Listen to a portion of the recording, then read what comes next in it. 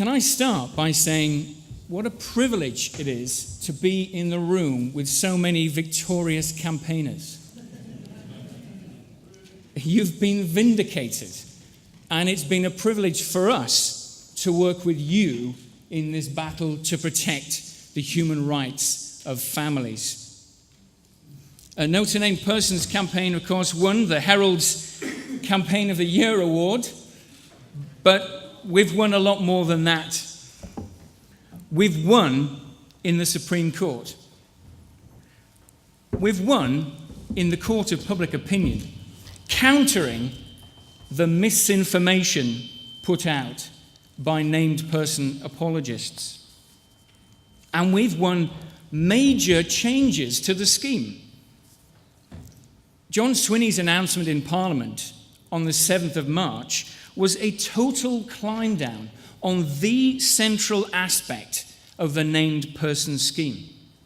The power to spread your personal, private information around the public sector almost at will was at the heart of the scheme, and it's gone. On the day of the Supreme Court victory, we said that the Big Brother scheme was history, and that whatever attempts the Scottish Government made to resurrect the named person, it would have to look very different. And we were right.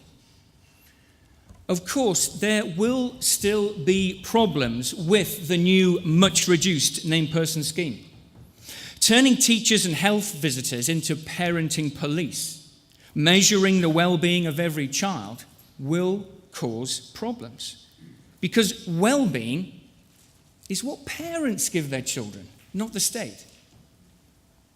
And it's going to take effort to make sure that practitioners get the message about privacy. They've been trained for years to treat your personal information like it's there for the taking.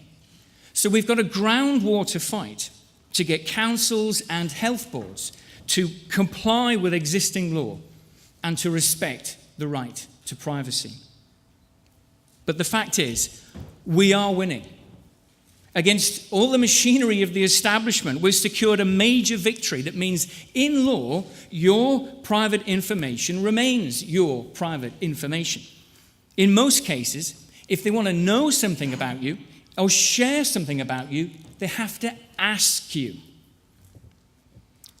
One of the great things about this campaign has been its breadth.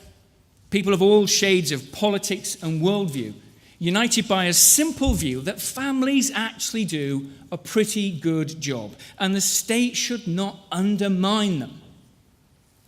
And the polls tell us that the majority of Scotland agrees with us.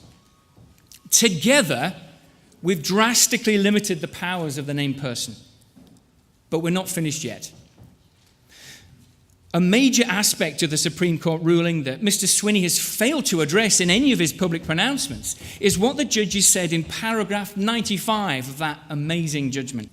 It said, there must be a risk that in an individual case, parents will be given the impression that they must accept the advice or services which they are offered, and further, that their failure to cooperate with such a plan will be taken to be evidence of a risk of harm. Care should therefore be taken, they said, to emphasize the voluntary nature of the advice, information, support, and help which are offered. We are all going to have to push central and local government hard to respect that. So there's plenty to do. And I hope that you'll continue to stand with us.